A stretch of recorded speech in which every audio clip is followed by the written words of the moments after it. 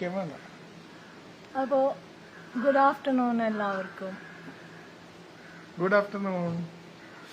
അപ്പോൾ നമ്മൾ നമ്മുടെ try nation accessibility awareness ride India, Nepal, Bhutan നമ്മൾ സക്സസ്ഫുള്ളി കംപ്ലീറ്റ് ചെയ്തിരിക്കുകയാണ് അല്ലേ? അതെ. അപ്പോൾ നമ്മൾ ഇന്നലെ രാത്രി 10 മണിയോടുകൂടി നമ്മൾ വീട്ടിൽ തിരിച്ചെത്തി.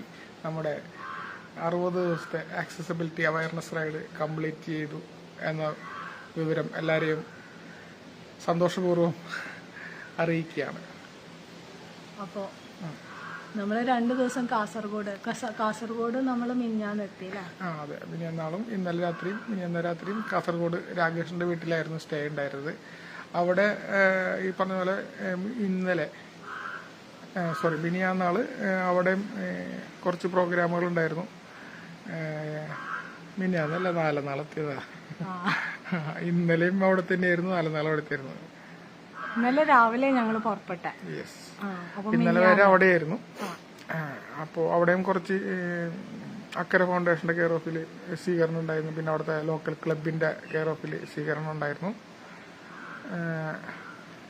അപ്പോൾ അത് കഴിഞ്ഞ് ഇന്നലെ തിരിച്ചു വരുന്ന വഴിക്ക് നമ്മുടെ വോയിസ് ഓഫ് ഡിസേബിൾഡ് നന്നമ്പ്ര കമ്മിറ്റിയുടെ വക സ്വീകരണം ഉണ്ടായിരുന്നു. വരുന്ന വഴിക്ക് 2 പഞ്ചറും പഞ്ചർ നല്ല രീതിയിലുള്ള പഞ്ചറായിരുന്നു.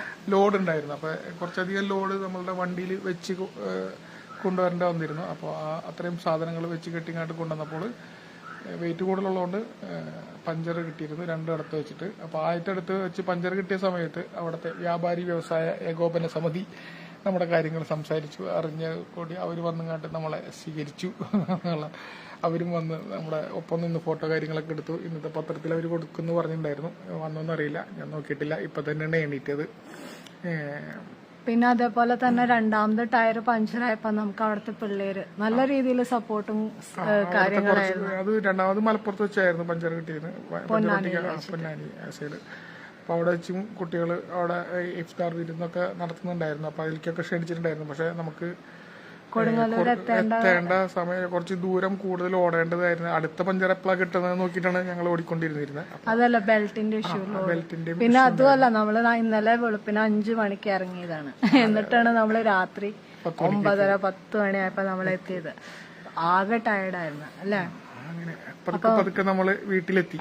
അപ്പൊ നമ്മുടെ സമ്പൂർണ്ണ ആക്സസിബിലിറ്റി അവയർനെസ് റൈഡറിന്റെ കംപ്ലീറ്റ് ആയി, സമ്പൂർണ്ണമാക്കി. നമ്മൾ വിജയകരമായി കംപ്ലീറ്റ് ചെയ്തു. ഈ വിജയകരം നമ്മുടെ മാത്രമല്ല, നമ്മുടെ ഓരോ ഭിന്നശേഷിക്കാരുടെയും കൂടെ ഉള്ള ഒരു ഉന്നമനത്തിന് വേണ്ടിയിട്ട് അല്ലേ? അതെ. അപ്പോ നമ്മള്